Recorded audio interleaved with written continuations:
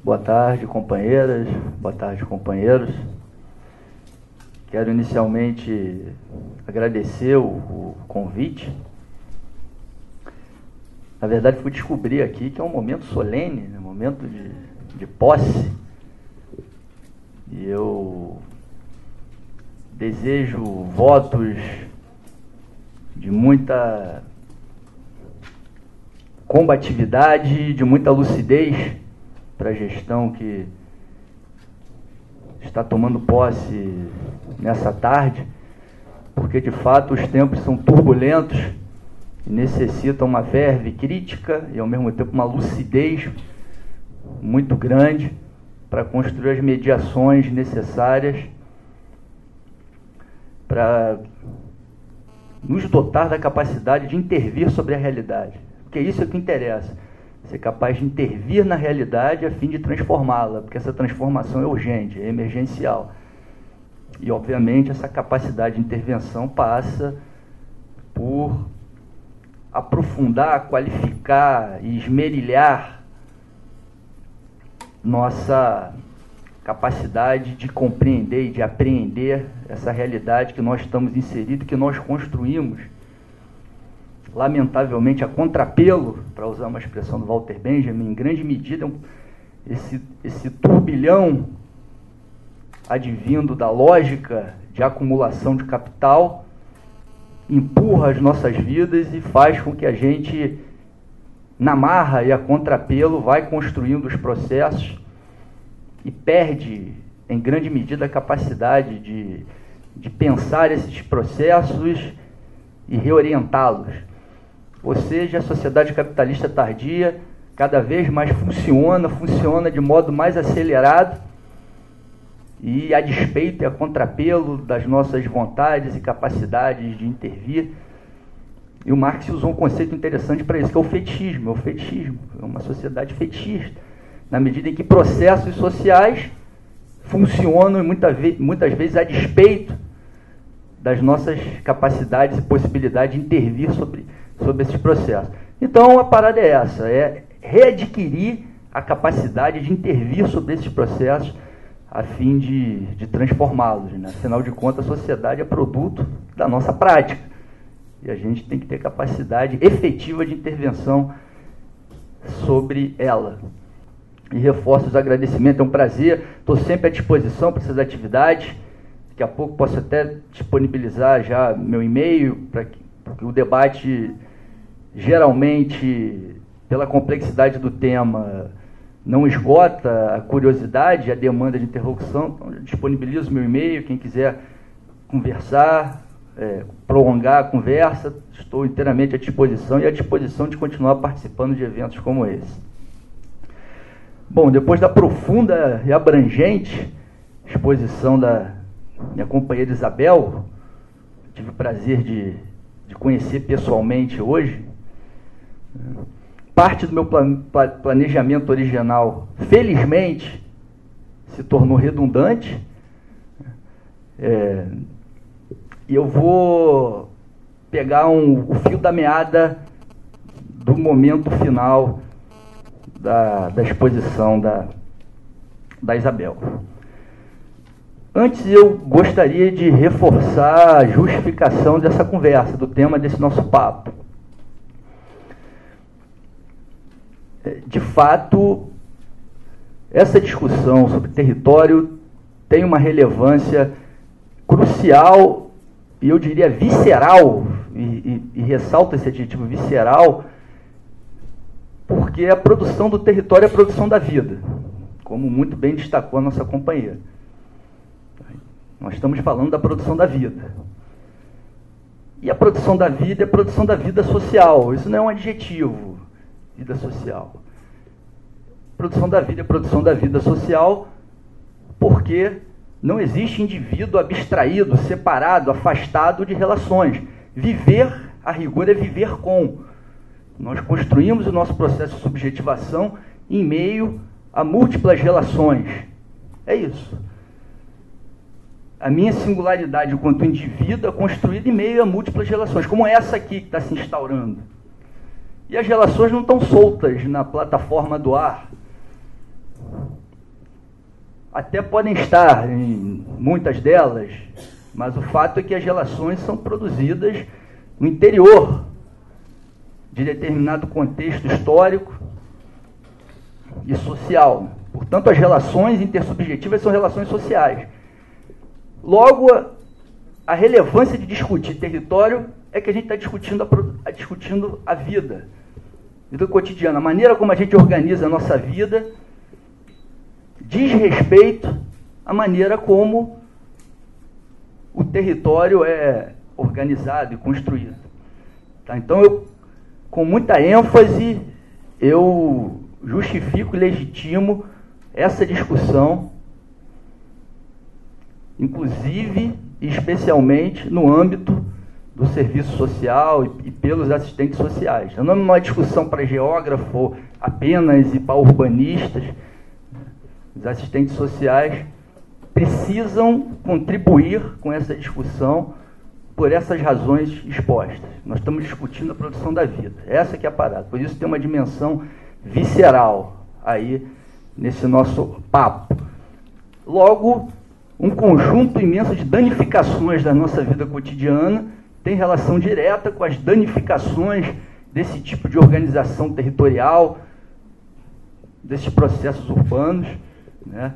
E há uma relação aí entre as danificações urbanas e as danificações da nossa vida cotidiana que são indissociáveis, diria eu. Portanto, para a gente mudar a vida, a gente tem que mudar o território, mudar a organização do território. E para mudar a organização do território, a gente tem que mudar a nossa vida. É uma dialética na acepção rigorosa desse conceito.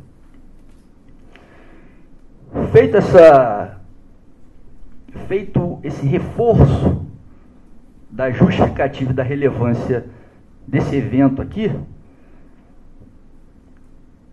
vou pegar um fio condutor da parte final da exposição da Isabel.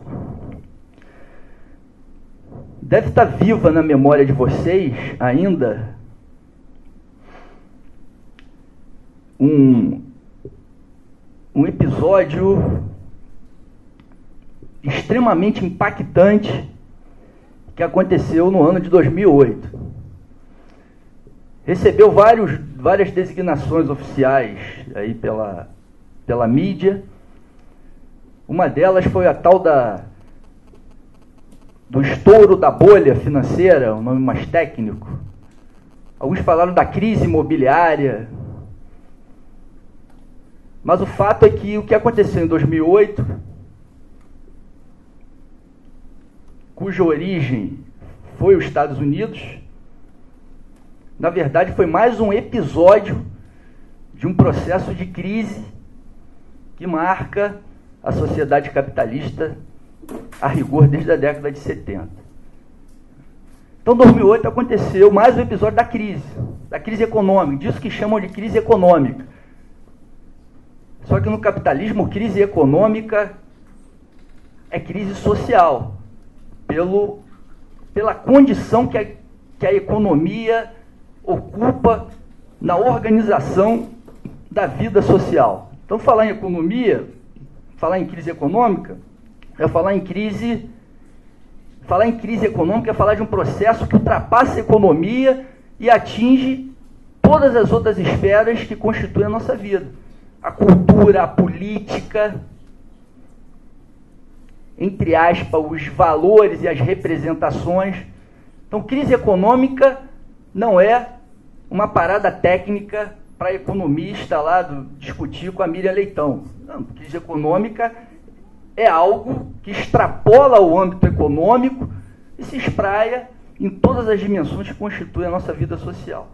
Portanto, é crise social. O que aconteceu em 2008 foi mais um episódio de um processo de crise que começa lá na década de 70, que a gente pode conversar melhor um pouco sobre isso.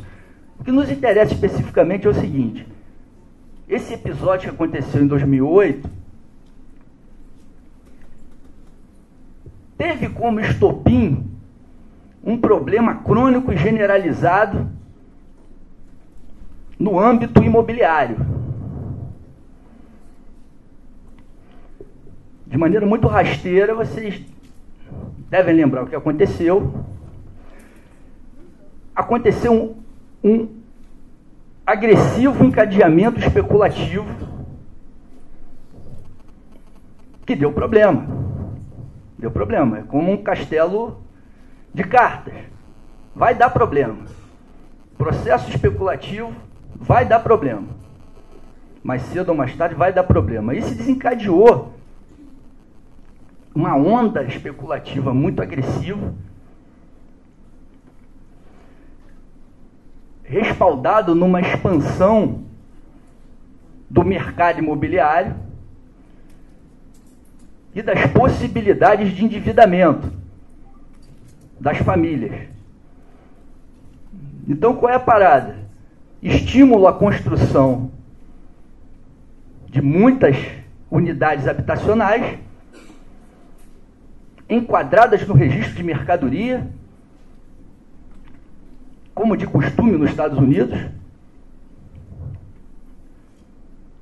e essa expansão agressiva de unidades habitacionais enquadradas como mercadoria passaram a lastrear uma expansão agressiva de crédito, de possibilidade de endividamento.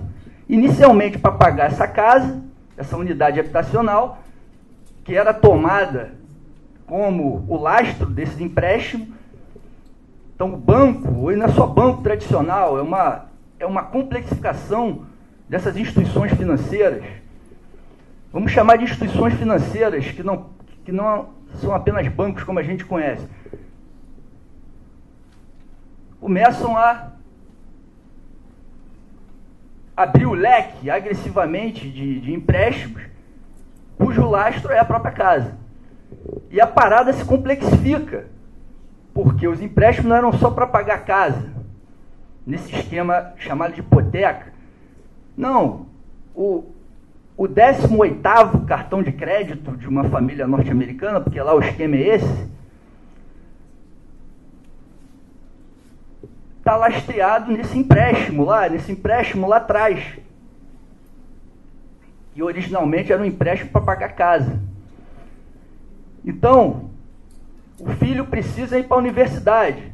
Então é um empréstimo lá atrás que vai lastrear um outro empréstimo. E isso desencadeia uma teia especulativa que é difícil pegar o fio da meada. É endividamento engendrando outro endividamento. Com coisas triviais do funcionamento da vida cotidiana. Numa sociedade radicalmente automobilística, como os Estados Unidos, o ato de você abastecer o carro, você vai abastecer com crédito, obviamente, como praticamente tudo que é feito lá, e de onde vem esse crédito, se perdeu esse fio condutor. O lastro material que sustenta esse crédito é difícil reconstruir. Beleza, é unidade habitacional, mas você reconstruir essa trama ficou praticamente impossível. Então se criou um encadeamento especulativo muito agressivo. E como essas situações são muito conectadas, quando dá um problema em cascata e em cadeia. E deu um problemão em cascata e em cadeia, cujo drama social mais visível, além do desemprego em massa, foi a onda de despejos nos Estados Unidos. A produção de sem-tetos nos Estados Unidos aconteceu em escala sem precedentes. Isso é um problema imobiliário?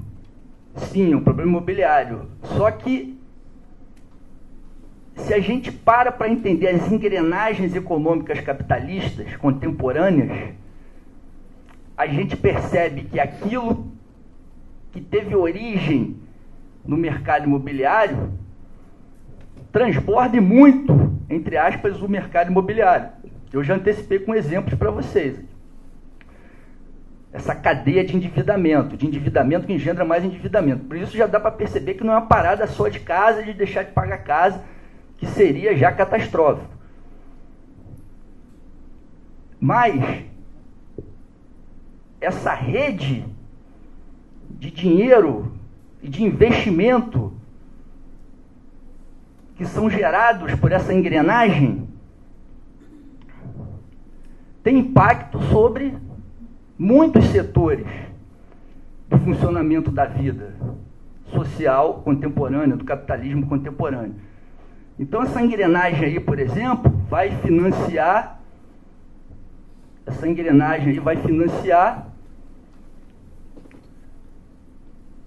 a edificação de um império empresarial que está em ruínas, como o EBX, do Ike Batista.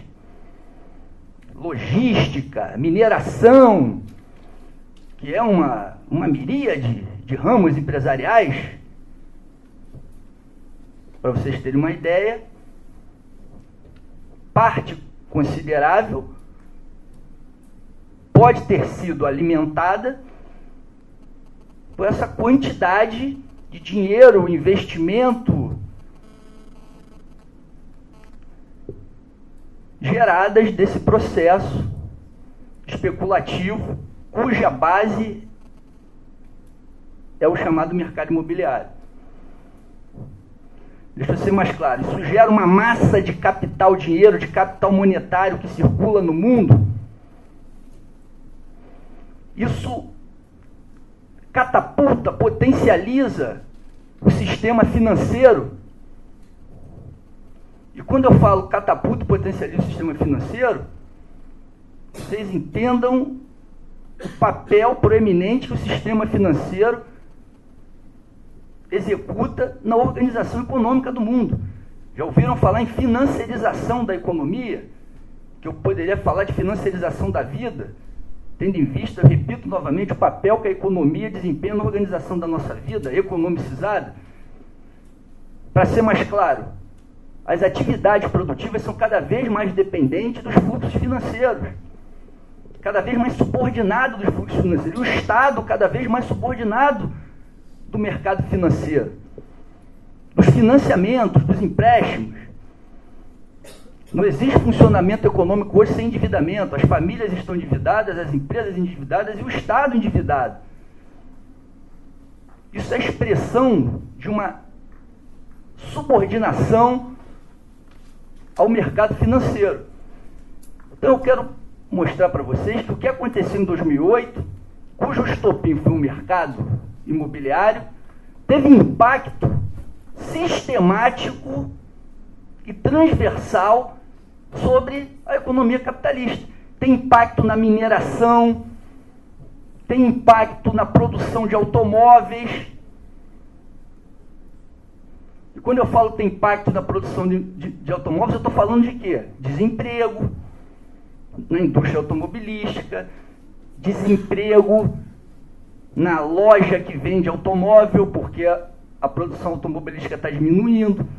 Novamente, um efeito em cadeia. Isso é a crise do capitalismo, pessoal. Um efeito em cascata e efeito em cadeia. Bom, se a gente entende a dramaticidade disso e o alcance de um processo cujo estopim foi engrenagens emperradas no processo de produção de casas e apartamentos como mercadoria, baseados num processo galopante de endividamento, a gente compreende o cenário na qual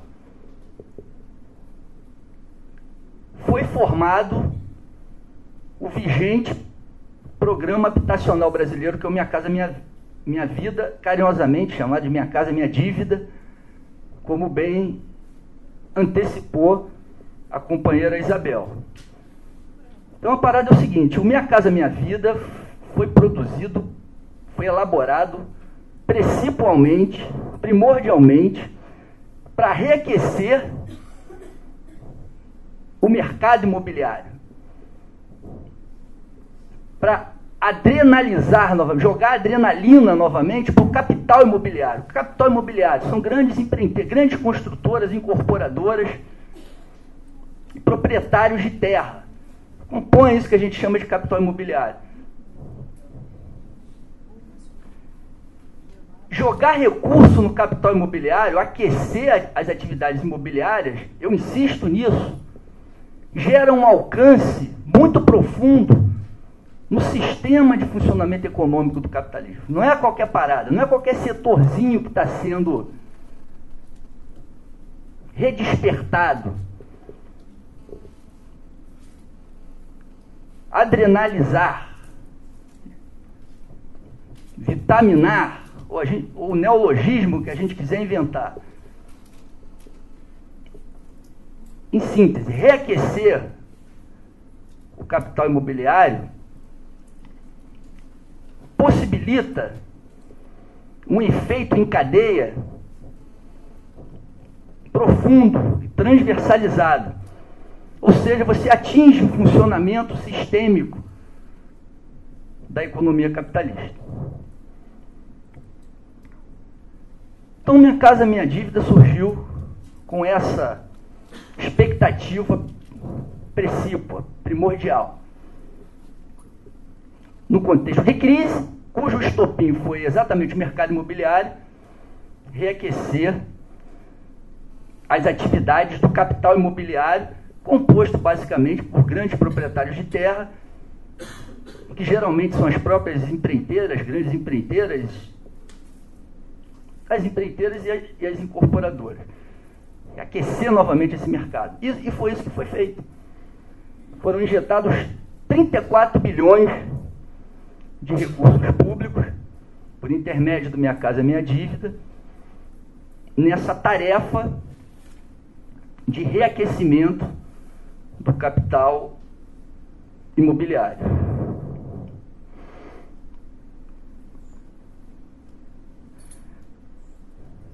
O Minha Casa Minha Dívida, ao ser elaborado, de fato, possuiu uma peculiaridade. Precisa ser reconhecido. Se compararmos com outro grande programa habitacional que tivemos aqui no país, que foi o BNH, o Programa da Ditadura. Pela primeira vez, um programa habitacional se direcionou a camadas sociais cuja renda familiar mensal vai de 0 a 3 salários mínimos. De fato, uma novidade que o Minha Casa Minha Dívida trouxe. Mas se a gente faz um mapa do Minha Casa Minha Dívida, a gente vê que essa camada, repito, de famílias cuja renda vai de 0 a 3 salários mínimos, é nessa camada que se concentra o déficit habitacional no Brasil, e o programa não priorizou essa camada. Essa camada é atendida, coisa que o BNH não fez. Mas o programa não prioriza essa camada que concentra o déficit habitacional do país. Eu também gostaria que vocês entendessem que déficit habitacional, porque falando de uma maneira, vamos dizer assim, não muito enfática, pode não transparecer a dramaticidade do déficit habitacional. Como bem disse a Isabel, isso é de uma dramaticidade extrema. Ausência de um teto, ou o que compõe majoritariamente o chamado sem-teto, a possibilidade instável de moradia. O que é a possibilidade instável de moradia? E perigosa. Morar em área de risco, morar de favor, ou estar sufocado por aluguel. Isso compõe majoritariamente o chamado sem-teto.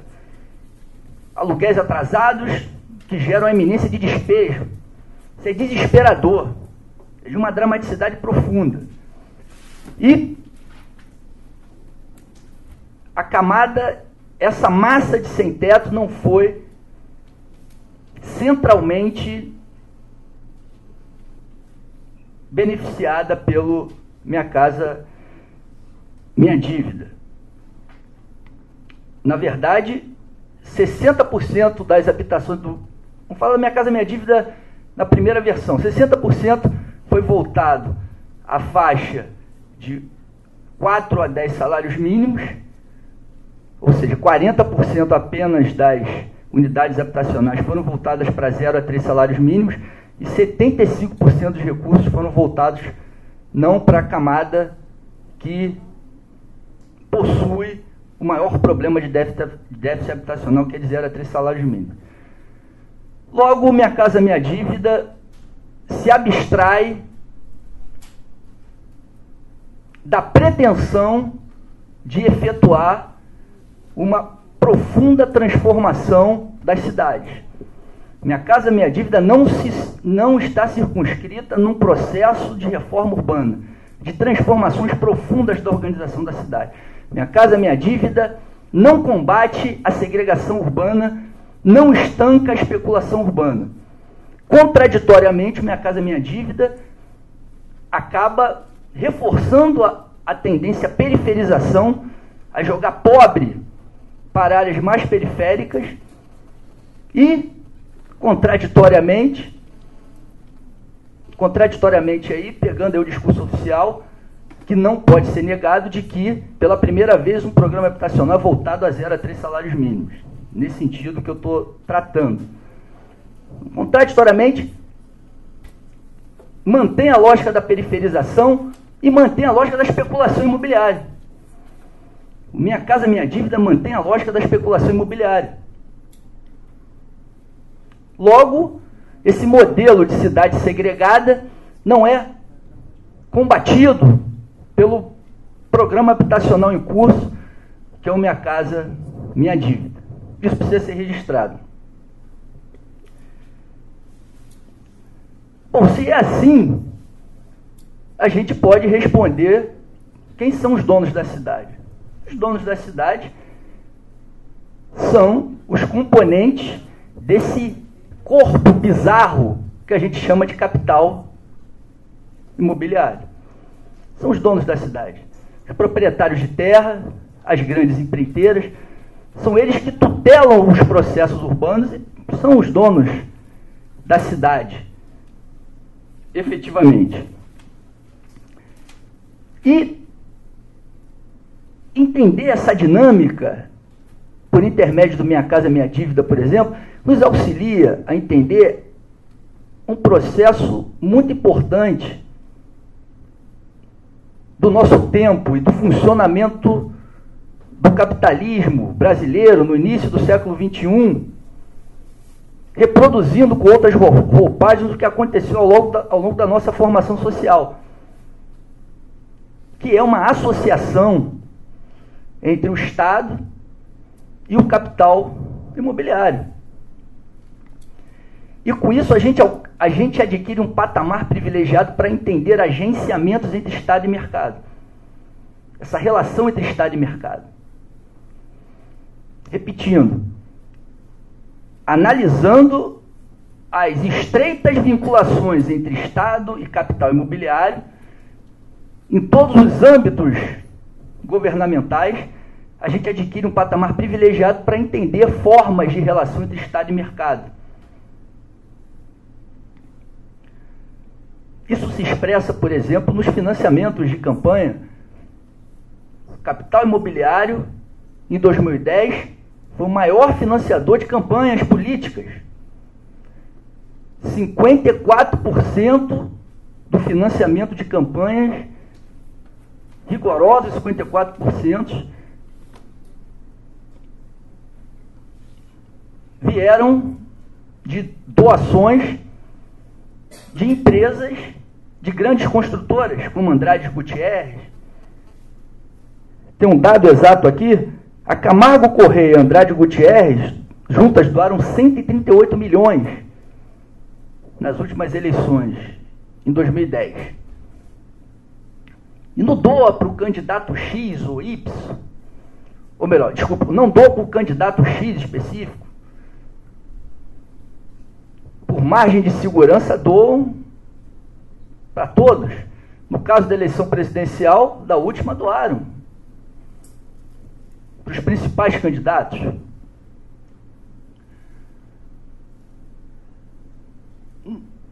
Continuando nesse fio condutor, se a gente faz uma anatomia hierarquia do capital imobiliário, dessas grandes empresas, a gente identifica o seguinte: essas empresas cuja atuação primordial, primeira, inicial, foi o ramo imobiliário, das construções e etc., elas há muito tempo deixaram apenas a se dedicar a isso. Viraram grandes conglomerados empresariais cujos tentáculos alcançaram outras atividades econômicas. Eu vou citar uma principal para vocês, para ir já fechando o raciocínio e indo para a questão dos mega empreendimentos. Esses grandes conglomerados empresariais, OAS, Andrade Gutierrez, Odebrecht, repito, beneficiados com doses cavalares de financiamento público, especialmente do BNDES, Banco Nacional de Desenvolvimento Econômico e Social. Vamos tentar conversar mais um pouco sobre isso. Então, com essa participação ativa do Estado, financiando essas empresas, se transformam em grandes conglomerados empresariais e não atuam apenas no ramo imobiliário. Atuam, por exemplo, no ramo da produção de commodity. Já ouviram falar dessa parada, commodity? Commodity. Vou definir isso aqui rigorosamente. Minério, soja, cana, petróleo, são commodities. Olha o que a gente está falando. Começamos lá no mercado imobiliário e já estamos na produção de commodities. Então é isso mesmo. Esses conglomerados privados passam a atuar também por diversas maneiras na produção de commodities. Quando, por exemplo, compra parte das ações de uma empresa que atua no setor sucroalcooleiro, para falar aqui em algo familiar na região. Tem uma usina funcionando, essa usina é de propriedade de uma tal empresa e a Odebrecht, o Andrade Gutierrez, tem participação nessa empresa. E por que faz isso, pessoal? Pelo papel que as commodities passaram a desempenhar no funcionamento econômico no mundo. Deixa eu só dar um dado para vocês, para essa discussão não ficar muito técnica, porque ela não é técnica, ela tem a ver com o nosso cotidiano. Vocês já ouviram, vocês sabem que o mundo hoje é muito dependente da China. A China hoje é uma máquina voraz de consumir muitos recursos. Minério, soja e por aí vai. Olha só, o preço das commodities aumentou muito no mundo. Agora está numa tendência de baixa, mas continua muito alto. Qual o resultado disso, pessoal? O resultado disso é que quem mexe com esse negócio de commodity passou a mexer com uma atividade muito rentável, muito lucrativa.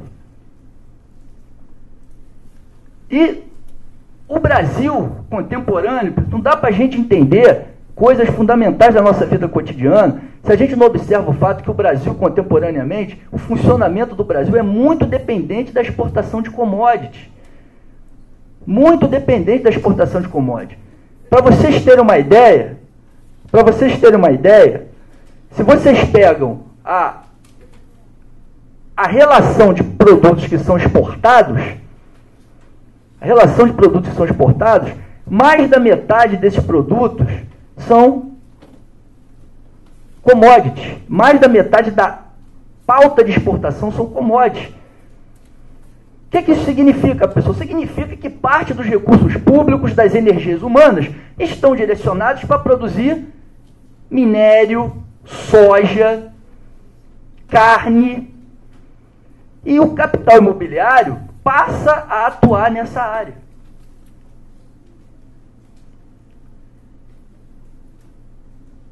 E uma das consequências disso é o fato de que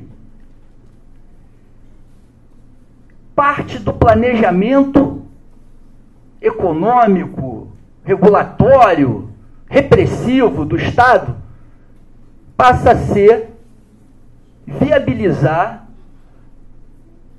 empreendimentos que sejam capazes de preparar territórios para exportar commodity.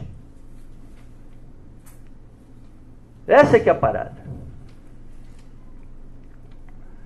Daí surge esse papo dos mega empreendimentos.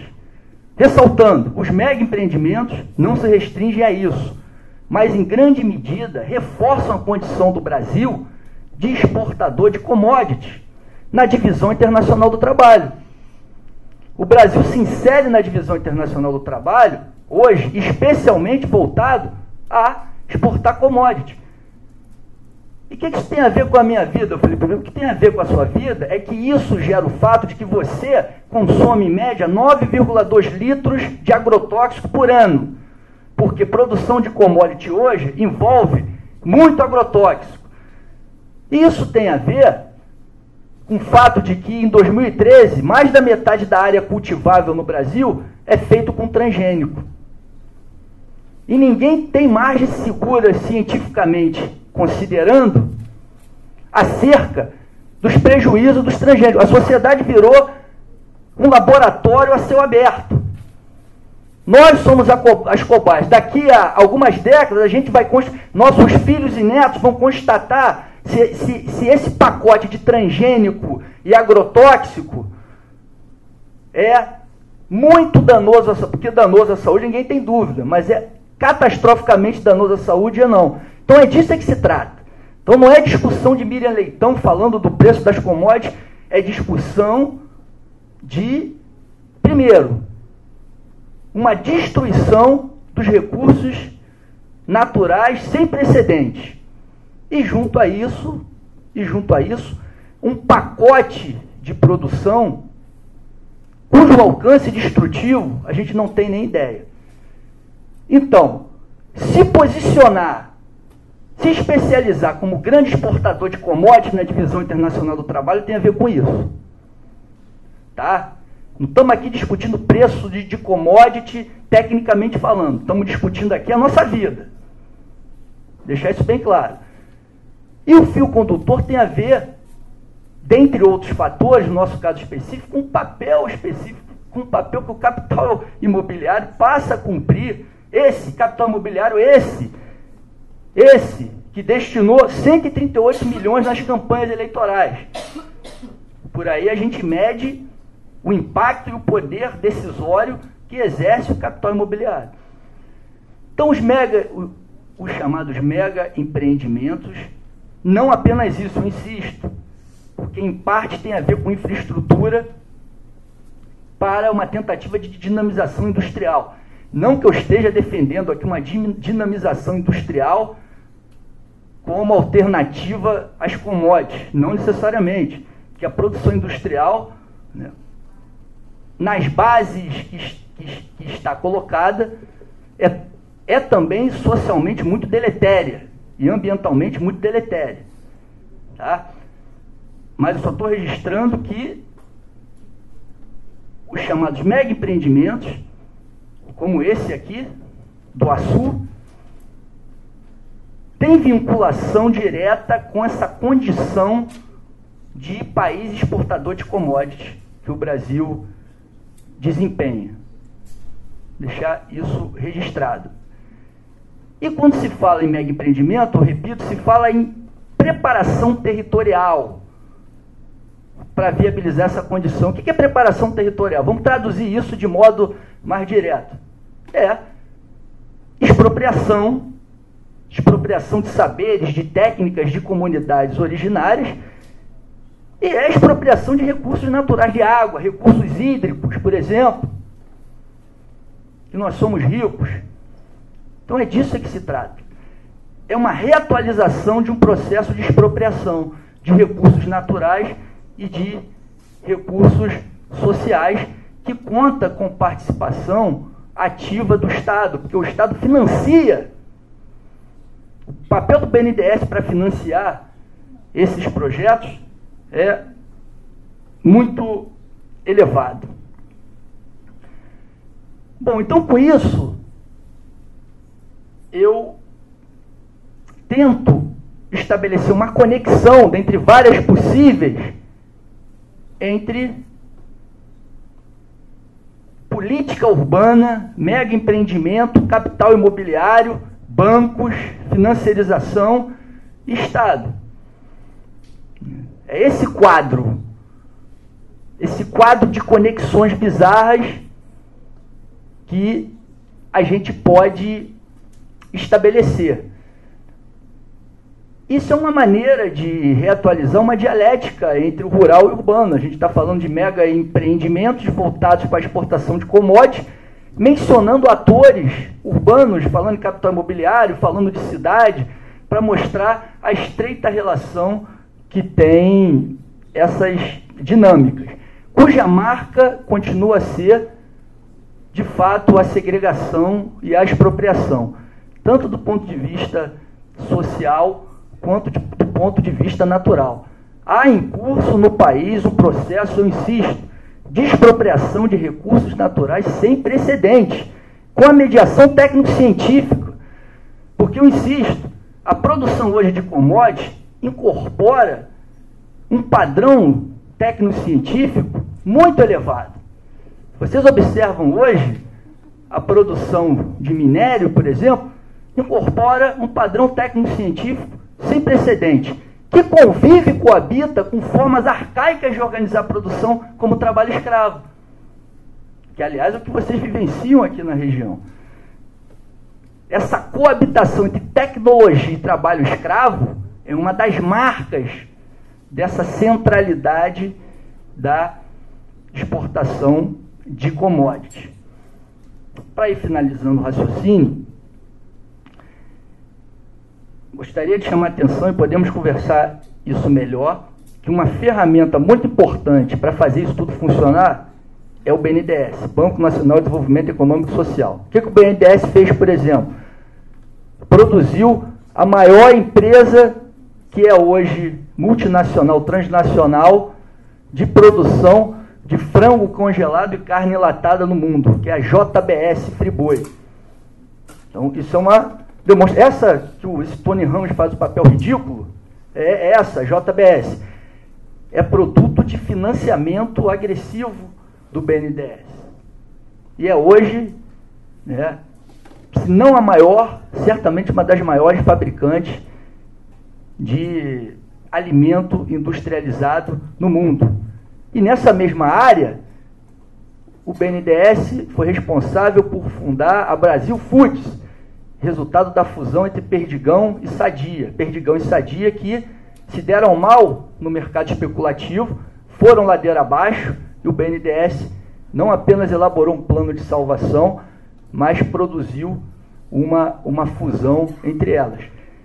E aí eu queria ressaltar para vocês o seguinte: o BNDES não apenas financia, o BNDES passa a participar também, passa a ter participação nessas empresas, o que compõe esse cenário de refuncionalização do Estado, que não exatamente atua como as antigas estatais, como empresário direto, embora ainda tenha estatais, mas passa, além de financiar grandes conglomerados empresariais, passa também a compor essas empresas, comprando ações dessas empresas, e faz isso junto com os fundos de pensão, para a gente complexificar esse cenário.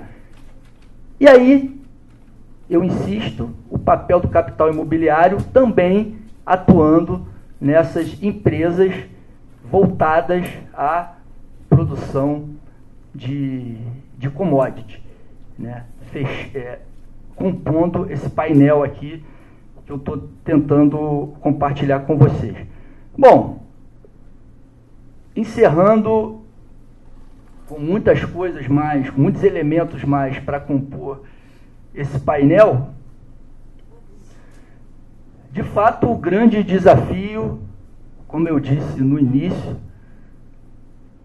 é a gente readquirir a capacidade de intervir efetivamente na realidade. Funcionar, a gente funciona.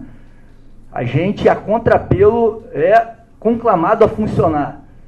A gente acorda, a gente vai trabalhar diariamente, portanto a gente age. A gente é compelido a agir e a gente age.